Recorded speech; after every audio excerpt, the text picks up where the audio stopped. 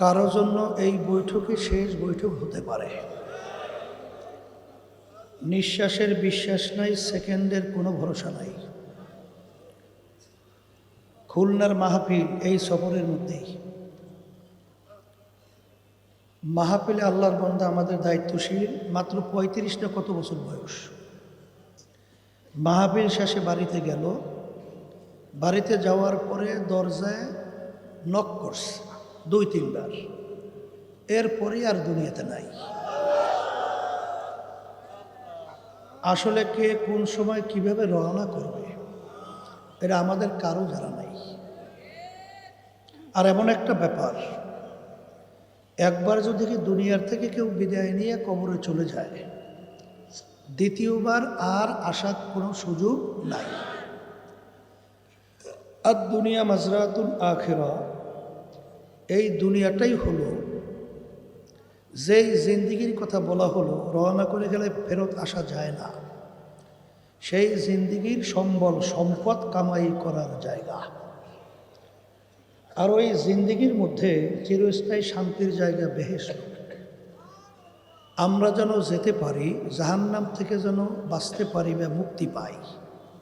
কারণ আল্লাহ বলছে পুরো মুসলমান এবং দিনের ভিতরে পুরো না ঢুকে আইসো না। তা আমি পুরো দিনের ভিতরে ঢুকে পূর্ণ মুসলমান হয়ে কবরে যাইতে চাই। এই ক্ষেত্রে যাই আব্বাজার রহমাতুল্লাহি আলাই তিনি কিন্তু রাজপথে রাজনীতিও করছে না? তখন কিন্তু অনেক সরমনের মুজাহিদরা বোঝেও নাই।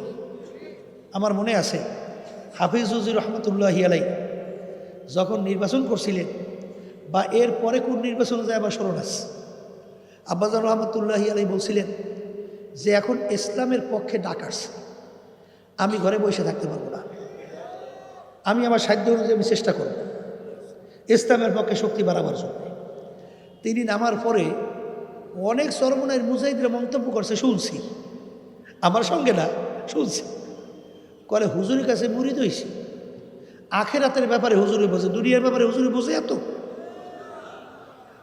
এবারে আমরা হলে তার ব্যাপারে অনেক বিজ্ঞ, অনেক বেশি বুঝি। হুজুরের কাছে গেছিল আখেরাত পাওয়ার জন্য, দুনিয়ার ব্যাপারে তার কাছে যাইনি। ওই মাহফিলে সরমনের ময়দান প্রায় খালি, অনেক মুজাহিদ যাই নেয়, কি যাইয়ে বলবে। তখন আব্বাজার রহমাতুল্লাহি আলাই বলছিলেন যে বাজার, আসলে আমার কাছে তোমরা মুরিদ হইছ, তাহলে আসলে ভুল হয়ে গেছে মনে হয়। আসলে আমার উচিত ছিল তোমাদের কাছে মুরিদ হওয়া। মনে আছে কি পুরান মুজাহিদ মনে আছে তো? আল্লাহ কিন্তু আফসোস করে বলছিলেন যে বাজার, তোমরা আমার কাছে আসছো, তোমাদেরকে পূর্ণ দিনের পথ তো আমার দেখাবার দায়িত্ব, কথা ঠিক কিনা? যদি কোনো দিক থেকে কোরআন বা হাদিসের বাহিরে পথ দেখাই, তখন তোমরা আমার থেকে সরিয়ে যাবা। কিন্তু যতক্ষণ পর্যন্ত কোরআন এবং হাদিস অনুযায়ী তোমাদেরকে পথ দেখাবো, যত কষ্ট হোক ওই পথে চলা লাগবে। মন চাক বা না চাক, ওই পথে জোর করে চলা লাগবে, কথা ঠিক কিনা? এখনো কিন্তু 1 নম্বর বাজার রাজ করে, হুজুররা আবার রাজনীতি করে কা, কথা ঠিক কিনা? আবার অনেকে শুনছি কলে সর্বনই আগে ভালোই আছে, এখন ওই রাজনীতি মাঠে নামবে খারাপ হয়ে গেছে। নাউজুবিল্লাহ করে বলে কি বলে না?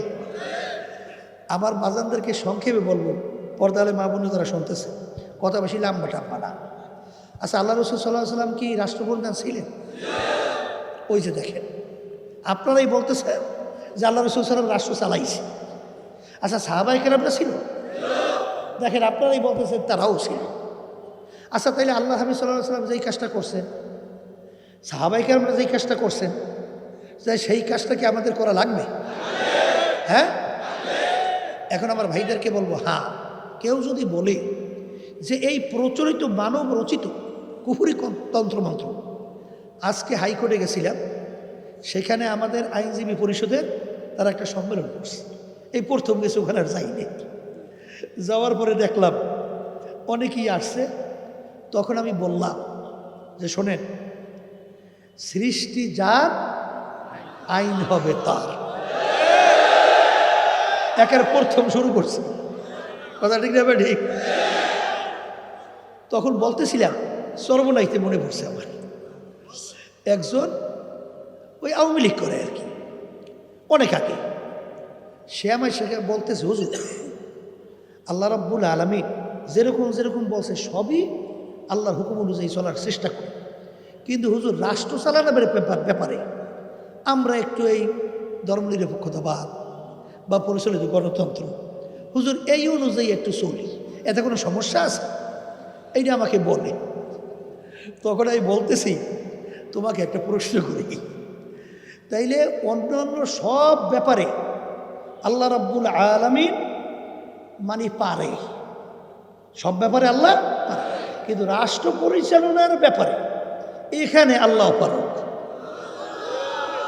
এখানে আল্লাহ পারে না।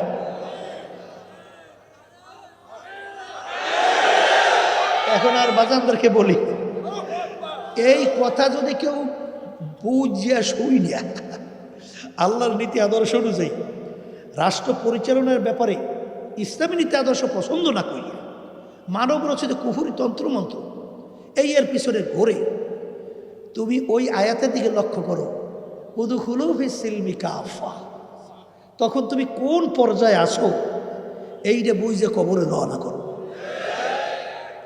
আমি ভুল বললে আমাকে ধরাইয়ে দিয়ে, আর ভুল না পড়লে সোজা কিছু মানো নাই, পুরা মুসলমান হইতে পারো নাই। কথা ঠিক কিনা? শোনেন, আল্লাহ রাব্বুল আলামিন আমাদেরকে হুকুম করছেন আকিমুস সালাহ, এই জন্য আমরা নামাজ পড়ি না, কথা কয় না। আল্লাহ রাব্বুল আলামিন বলছেন কুতিবা আলাইকুমুস সিয়াম, তোমাদের রমজান মাসে রোজা আমি ফরজ করছি, এই জন্য আমরা রোজা রাখি না, কথা বলে না। আচ্ছা, যাকাত দেওয়ার জন্য কি হুকুম করছে? হজ ধনী হলে আদায় করার জন্য কি হুকুম করছে? এগুলো মানি কার হুকুম? তাই যেই মালিক আমাদেরকে নামাজের হুকুম করছেন, রোজার হুকুম করছেন, অন্যান্য এবাদতের হুকুম করছেন, সেই মালিকই তো কোরআন কারিমের ভিতরে কি বলছেন? আকিমুদ্দিন, তোমরা দিনকে প্রতিষ্ঠা করো। দিনকে, দিন প্রতিষ্ঠা মানে কি? নিজে ব্যক্তি আমল করলেই হবে না, পরিবার পরিজন সমাজ রাষ্ট্রের মধ্যে তাম দুনিয়ার ভিতরে আন্তর্জাতিকভাবে দিন প্রতিষ্ঠার জন্যে তোমার সাধ্য অনুযায়ী তুমি চেষ্টা করো। কথা ঠিক কিনা? তাহলে ওইটা আমরের শিখা, ওইটা আমরের হুকুম, আর এইটা বুঝে আমন না, কথা কয় না। তাহলে এই ব্যাপারে আপনি চেষ্টা করবেন না, তাইলে আপনি কি পূর্ণ দিনের ভিতরে ঝামেলা আছে না? না নাই। এই জন্য আমার ভাইদেরকে বলবো, পর্দালে মা বোনরা তারা শুধু এইটা নিয়ে ঝামেলাটা বেশি, এই জন্য একটু বলতেছি, অনেকে আবার বিরক্ত হইয়েন না, কারণ এখানে আমরা আসছি দিন সম্পর্কে জানার জন্য। তা দিন সম্পর্কে এইটা না না বলতে বলতে এখন আমাদের বিভিন্ন চিন্তার ব্যবধানতা এসে গেছে, এটা বলতে হবে, এটা দিনের একটা অংশ, কথা ঠিক কিনা? আচ্ছা, আপনি যে কথা বলেন যে প্রায় 550-র উপরে আয়াত আছে যেটা রাষ্ট্র পরিচালনার ব্যাপারে, এই আয়াতগুলো আপনি বাস্তবায়ন কেমনে করবেন? হ্যাঁ, কেমনে করবেন?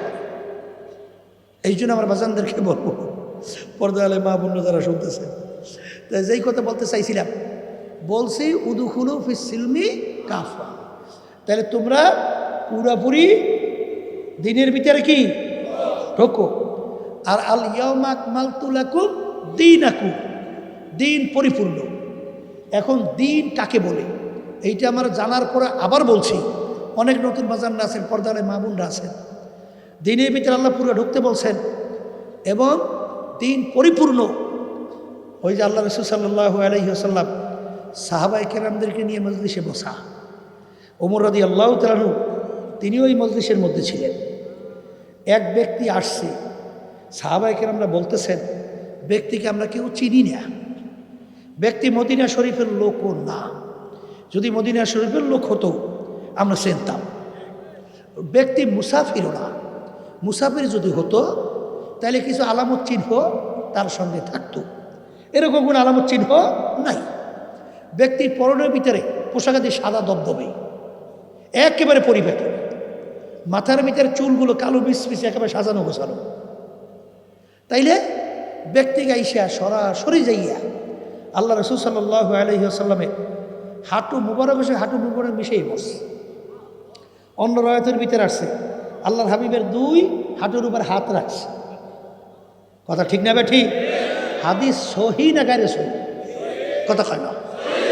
হ্যাঁ, এখন আল্লাহ রসুল সাল্লাল্লাহু আলাইহি ওয়াসাল্লামের সঙ্গে হাঁটু বরাবর যখন মিশিয়ে বসছেন, বসার পরে সাহাবায়ে কেরাম দেখতেছেন ব্যাপার কি, এই ব্যক্তি কে, এত বড় সাহস আল্লাহর হাবিবের সঙ্গে ঢেসে যেই বসছে। তাহলে বোঝা গেল ব্যক্তি আল্লাহ রসুলের সঙ্গে আগেই পরিচয় আছে। কারণ পরিচয় ব্যক্তি ছাড়া, চেনা ব্যক্তি ছাড়া কেউ আপনার ভিতরে গাড়ির ভিতরে ডইলে ঢেসে বসতে পারে? তাহলে আগে থেকেই পরিচয় আছে। আগন্তুক ব্যক্তি তিনটা প্রশ্ন করছে আল্লাহ রসুল সাল্লাল্লাহু আলাইহি ওয়াসাল্লামকে। এর ভিতরে একটা প্রশ্ন যে মাল ঈমান ইয়া রাসূলুল্লাহ, আল্লাহ রসুল সাল্লাল্লাহু ঈমান কাকে বলে? ঈমানের সঙ্গে আল্লাহ হাবিব বললেন। বলার পরে ওই প্রশ্নকারী বলতেছেন সাদাকাতা ইয়া রাসূলুল্লাহ, আল্লাহ রসুল সাল্লাল্লাহু আলাইহি ওয়াসাল্লাম আপনি সত্য বলছেন। তখন সাহাবায়ে কেরাম আরও আশ্চর্য হয়ে গেল যে ব্যাপার কি, প্রশ্নকারী প্রশ্ন করে না জানলে জানার জন্য, কিন্তু প্রশ্নকারী প্রশ্ন কইরা উত্তর শোনার পরে প্রশ্নকারী বলতেছেন ঠিকই বলছেন। এর অর্থ কি? তাহলে প্রশ্নকারী আগে থেকেই প্রশ্নের উত্তর জানে। কথা বলে না? দ্বিতীয় প্রশ্ন, মাল ইসলাম ইয়া রাসূলুল্লাহ সাল্লাল্লাহু আলাইহি ওয়াসাল্লাম, আল্লাহ রসুল ইসলাম কাকে বলে? আল্লাহ রসুল সাল্লাল্লাহু আলাইহি ওয়াসাল্লাম বিভিন্ন আমলের কথা বললেন। আল্লাহ রসুল ঠিকই বলছেন।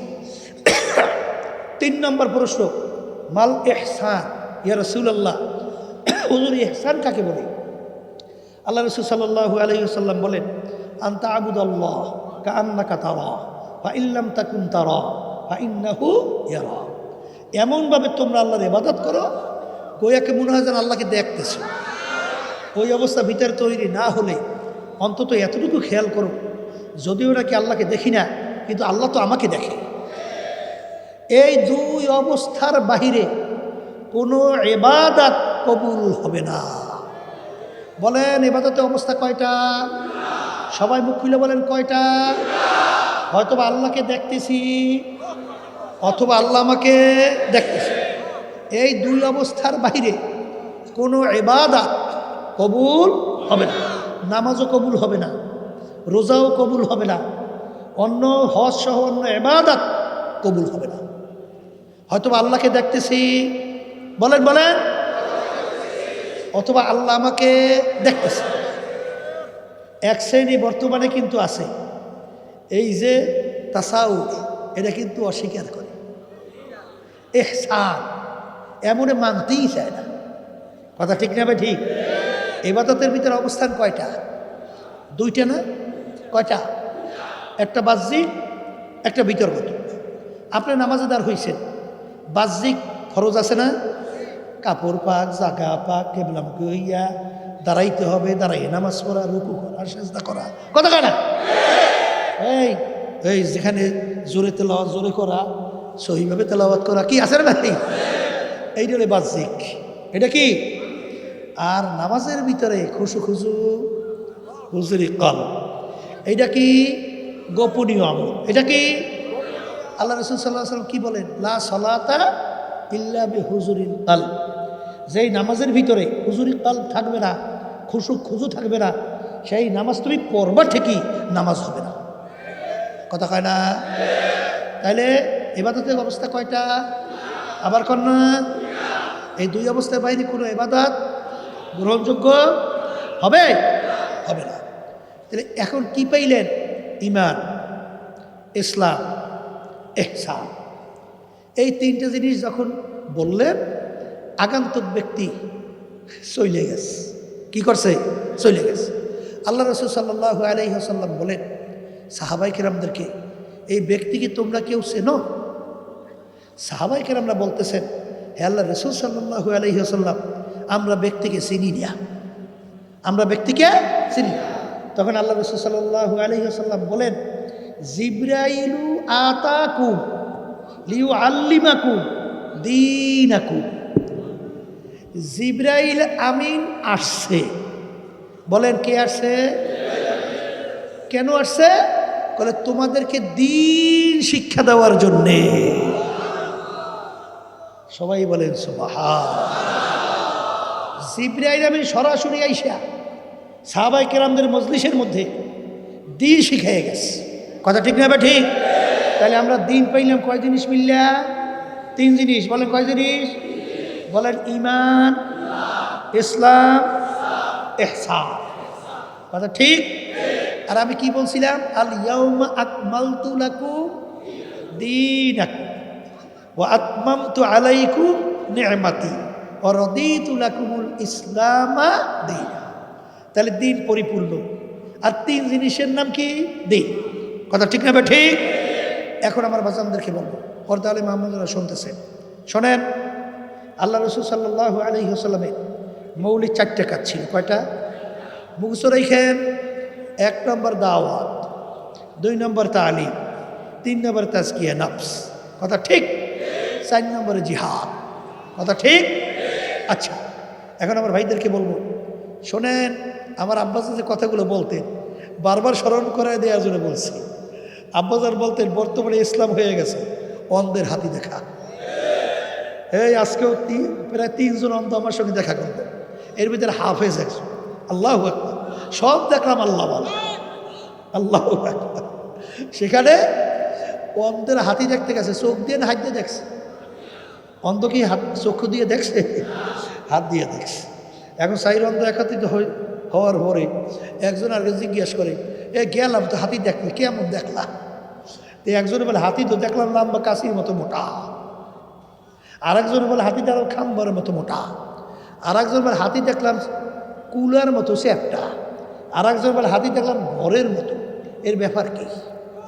যে নাকি সুর দেখছে লম্বা মোটা, সে মনে করছে হাতি লম্বা সুরের মতো মোটা কাশির মতো। আর একজনে যে পা দেখছে সে তো মনে করছে বিরাট খাম্বার মতো, হাতির পা মোটা না মোটা খাম্বার মতো। আর যে কান পাইছে সে তো মন্তব্য করছে হাতির কান তো চ্যাপটা, মনে করছে কুলের মতো চ্যাপটা। আর একজন তো শরীর পাইছে বিশাল, কলে আদি ঘরের মতো। ঝগড়া বাজছে না বাজে নেই? হ্যাঁ, যে যে দেখার উপরে সে তো মজবুত, সে তো তার ওই দেখা ছাড়ে না। আর ও কলে তুই কিছুই দেখো নাই, আর কলে তুই দেখো নাই কিছু। ঝগড়া বাজে না? আমাদের সমাজের ভিতরে আসে রাখছে এদিন আমরাই পূর্ণ দিনের মধ্যে আছি। কি এরকম বলে কি বলে না? হ্যাঁ, এখন কিরা পূর্ণ দিনের মধ্যে আছে এই আলোচনা শুনলেই বসবে। কথা ঠিক কিরা? চোখ খোলা ব্যক্তি পাশ দিয়ে যায়, হয়তো চোখ দিয়ে দেখে, বলে এই তোরা ঝগড়া করস কেন? বলে ভাই আমি দেখলাম হাতি এরকম, ও বলে এরকম, ও বলে এরকম, ও বলে এরকম। চোখ খোলা ব্যক্তি বিষয়টা বুঝতে পারছে।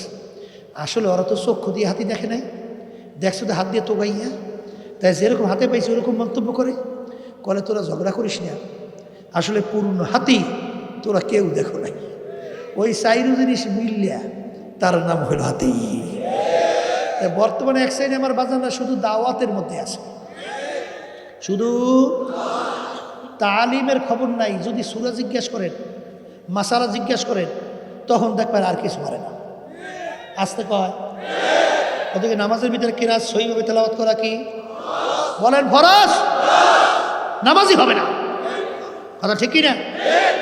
আপনি যদি ইবাদতের ভিতরে জরুরি মাসালাগুলো না জানেন তাহলে আপনি ইবাদত করবেন কেমন?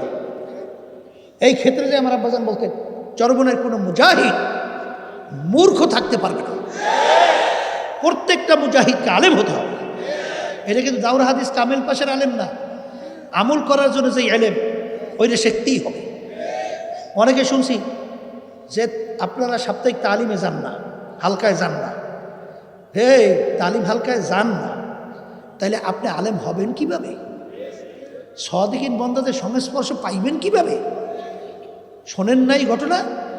ওই যে চরমনাই মুজাহিদ খুলনার কথা বলছেন, এমন বয়স্ক হয়ে গেছে আল্লাহর মধ্যে ঠিকমতো হাঁটতে পারে না, তারপরও তালিম হালকা সাপ্তাহিক ছাড়ত না। এখন যাইতে হইলে কয়েকবার বিশ্রাম করে তারপর যাইতে হয়। তো এখন ইসমাইল সাহেব রহমতুল্লাহি আলাইহি তিনি বলতেছেন, বাজান আপনি তো বয়স বেশি হয়ে গেছে, এখন আপনি না গেলেও তো হয়। কলে হুজুর আল্লাহর কুতুব ওনার দাদাজানের কথা বলছিলেন, ইসাক সাহেব রহমতুল্লাহি আলাইহি বলছেন, নাজারে আব্বাজানের কথা বলছেন যে বাজান তোমরা যদি এক তালিম হালকায় থাকো, এরপর অন্য তালিম আসার মাঝখানে যদি তোমরা ইন্তেকাল করো, তাইলে তুমি তলেবে ইলম হিসাবে শহীদের দরজা পাইয়া বিনা হিসাবে বেহেশতে যাবা। কারণ তলেবে ইলম যে ইলমে দ্বীন শেখে, এই অবস্থায় যদি কেউ দুনিয়া থেকে বিদায় হয় সে শাহাদাতের দরজা পাবে। কথা কয় না? তাহলে সেও তো তলেবে ইলম, সে তো সাপ্তাহিক তালিমের ভিতরে মাসালা শেখে, কোরআন কারীম সহি করে। কথা কয় না? জরুরি মাসালাগুলো জানে, তাহলে সেও তো তলেবে ইলম। এই আমি চাইতেছি আল্লাহ যেন আমাকে শাহাদাতের দরজা দান করে। আল্লাহু আকবার। এবং আল্লাহ শাহাদাতের দরজা দান করছে, তার নমুনাও ছিল। কথা বুঝছেন না বোঝেন নাই? তার কথাই মনে পড়ে ইন্তেকালের আগে আগে।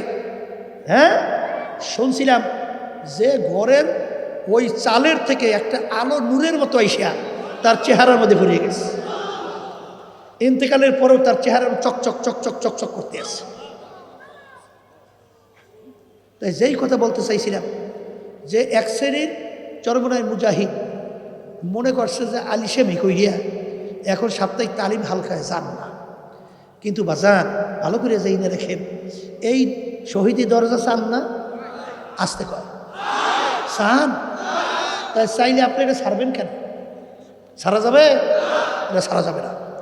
এই তালিম এবং হালকার ভিতরে থাকলে আল্লাহর ফজল করবে দেখা গেছে যে অনেক চরমনাইয়ের মুজাহিদ রিক্সা চালায়, কিন্তু আল্লাহর রহমতে তার সুন্নাতের উপরে তার এত এলেম, কোনটা সুন্নাত কোনটা সুন্নাত না, কোনটা ফরজ না, কোনটা ওয়াজিব না, এই কোনটা এই মাকরু তাহরিমা এবং কোনটা সুন্নতে মুআক্কাদা, এইটা আল্লাহর রহমতে জিজ্ঞেস করার সঙ্গে সঙ্গে টাস টাস করে বলতে থাকে।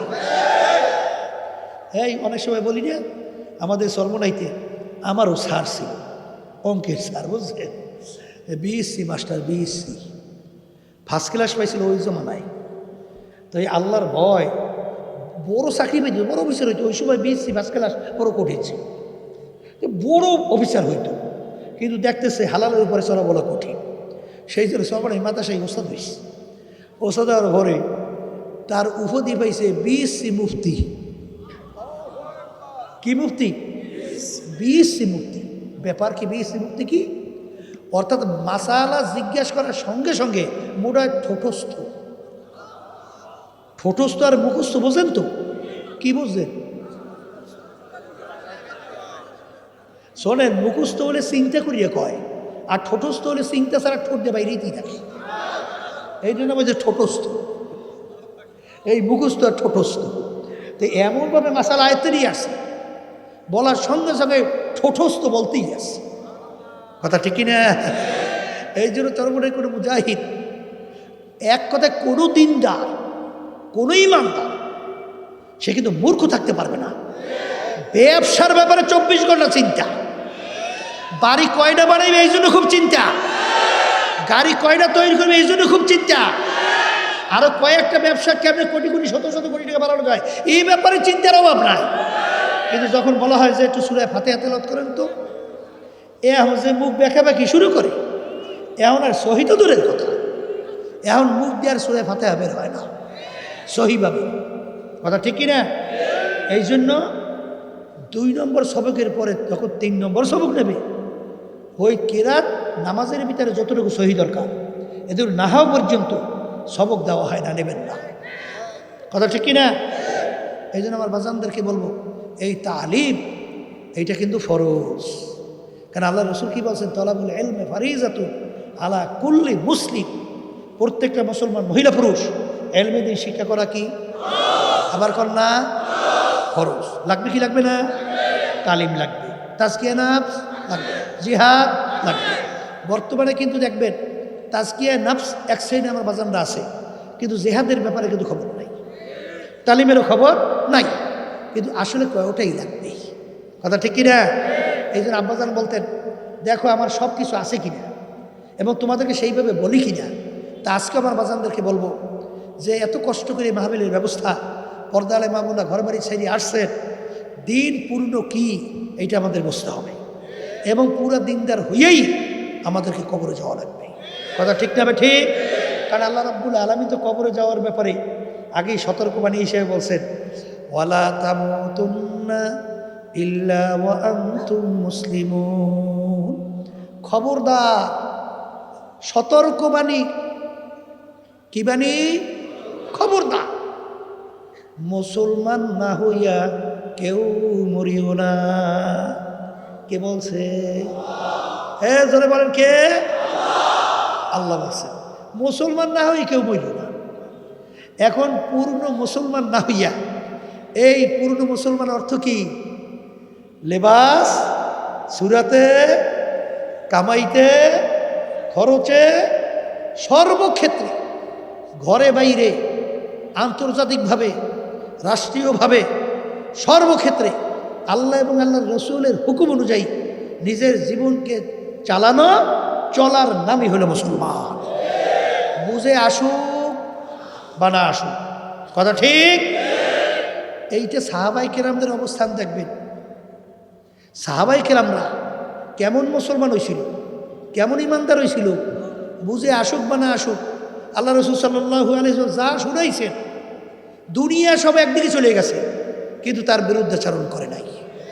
কি জোরে বলার কথা ঠিক কিনা? এই জন্য আমার ভাইদেরকে বলবো, পর্দা আলে মাহমুদরা যারা শুনতেছেন, দিন পরিপূর্ণ, দিনের ভিতরে আমাদেরকে পুরো ঢুকতে হবে। এখন মুসলমান বলতেই তো মন চায়, দিনের ভিতরে পুরো ঢুকবে, পুরো মুসলমান হইয়া কবরে যাবে। চাই কি চায় না?